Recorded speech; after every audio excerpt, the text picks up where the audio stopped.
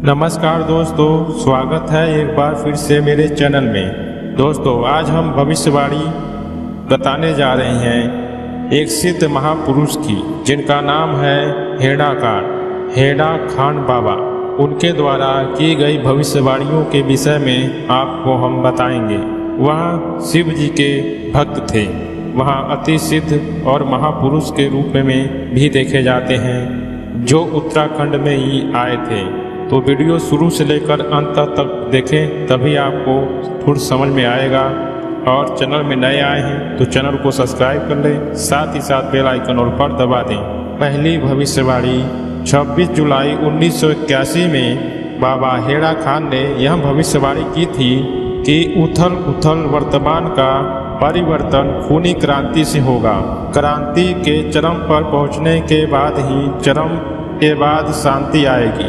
इसी क्रांति के बाद संसार में परिवर्तन की ऐसी आंधी आएगी जिसमें कोई भी छोटा बड़ा देश और कुछ छोटे मोटे देश भी इस धरती से नामो निशान मिट जाएंगे। बाबा हेड़ा खान ने यह भी तो यहाँ तक कह दिया, कुछ देशों में तो 2 या 3% लोग ही बचेंगे, किसी देश में तो 5%, किसी देश में 25% तक ही बचेंगे। भूकंप, बाढ़, कई प्राकृतिक संसार भर में ऐसा परिवर्तन कर देंगी जिसके बारे में कभी सोचा भी नहीं होगा। उन्होंने आगे भविष्यवाणी कही थी कि जो क्रांति होगी एक छोर से अगले छोर तक होगी। इस परिवर्तन में कोई भी देश अचूका नहीं रहेगा। इस क्रांति की गति अति तीव्र होगी। इतना शीघ्र में सब कुछ बदलेगा कि कोई समझ ही नहीं पाएगा कि इतना शीघ्र इतना परिवर्तन कैसे हो गया। उनका कहना था उस समय गरीब ही नहीं, अमीर लोग भी दुखी रहेंगे और सभी देश के नेता सिर्फ अपने हितों के बारे में सोचेंगे। उस समय बाबा ने यह भी कहा था कि कुछ समय बाद नेता इतने गुमराह करेंगे जनता को, उसी समय मनुष्य पर आसुरी प्रभाव या कली की प्रभाव बहुत तेजी से हावी हो जाएगा। एक समय ऐसा आएगा कि मनुष्य आपस में लड़ेंगे और मनुष्य को ही खाएंगे। लोग एक दूसरे से ही लड़कर अपने आप का विनाश कर लेंगे। फिर उसके बाद धीमे धीमे शांति कायम होती चली जाएगी। उन्होंने कहा था कि अतीत और भविष्य को भूल जाओ। उन्होंने कहा आत्मा और मन को एकाग्र करके भगवान से प्रार्थना करो और भगवान में पूर्ण विश्वास रख के उनके प्रति समर्पित रहो। बाबा ने यह कहा था संकट के समय हमें मृत्यु का जीवन का विचार नहीं करना चाहिए, अर्थात हृदय से परमात्मा की प्रार्थना करनी चाहिए, जिसके कारण कोई भी बुरा प्रभाव आप तक पहुंचेगा नहीं और भगवान की कृपा रही तो मृत्यु को भी मात दे सकते हैं। बाबा ने अपने भविष्यवाणी में यह भी कही कि जो योगी हैं, जो सिद्ध पुरुष हैं, जो हठ योग करते हैं, वह आगे जाके आनंदित रहेंगे। इसीलिए दोस्तों, आप लोगों को परमात्मा के लिए एकाग्रचित्त शांति ढंग से योग, साधना, ध्यान, प्राणायाम शुरू कर देना चाहिए। इस समय के हिसाब से कोई भी योग नहीं कर रहा है। योग का मतलब होता है जीव को आत्मामय बनाना, ईश्वरमय बनाना, यानी ईश्वर के साथ रहना, जीवन को शुद्ध करना, शरीर को शुद्ध और पवित्र बनाए रखना, जिसकी वजह से भगवान कल की धरती पर आने के बाद पकड़ सके और जो ऐसे लोग होंगे वही आनंदित होंगे। उन्होंने यह भी कहा था कि जब नया युग अर्थात सतयुग आएगा, उस समय लोगों के जीवन में बहुत ही सुविधा हो जाएगी। उस समय आने जाने के लिए कहीं पर कुछ रहेगा नहीं और सब दिव्य रहेंगे। वह पीढ़ी बहुत ही आनंदमय रहेगी। अर्थात उन्होंने कहा था कि 2000 के बाद से जो बच्चे होंगे उसमें सतयुग के ही लोग आएंगे। उसमें जो भगवान के योग एवं शांति ढंग से अपने आप को पवित्र करेंगे, वह सतयुग में प्रवेश करेंगे और सतयुग के निर्माण करेंगे। उन्होंने संध्या आरती के बाद उन्होंने यह कहा कि मनुष्य अपने विनाश की ओर बहुत ही तेजी से बढ़ रहा है। जीवित बचने के लिए परमाणु बम से भी अधिक कई परमात्मा का नाम जाप करना चाहिए एवं परमात्मा के प्रति श्रद्धा और भक्ति होनी चाहिए। उन्होंने यहाँ तक कहा था कि कलयुग में आने वाले समय में भगवान कल्कि के साथ शिव जी एवं उनके कुछ ऐसे शक्तियां धरती पर होंगे जो उनकी शरण में आ जाएगा वह सब बचेंगे, क्योंकि शिव स्वयं ही सुरक्षा व्यवस्था करेंगे। परंतु उनको पहचानना साधारण नहीं होगा।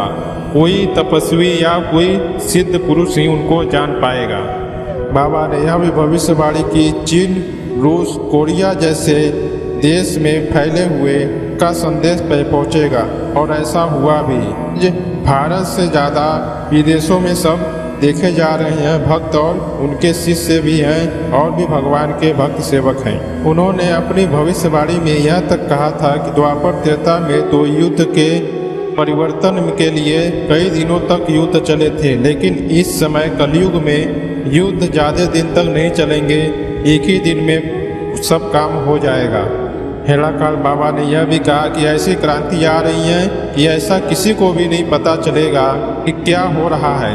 दोस्तों, यह सब भविष्यवाणियाँ इस समय की घटनाओं को दर्शा रही हैं। उनका यह भी कहना था। आगे उस शिष्य ने पूछा तो उन्होंने कहा था कि धरती पर शिव साक्षात धरती पर आएंगे और वहीं भक्तों की कुछ सुरक्षा करेंगे और वहीं सतयुग में भी ले जाएंगे।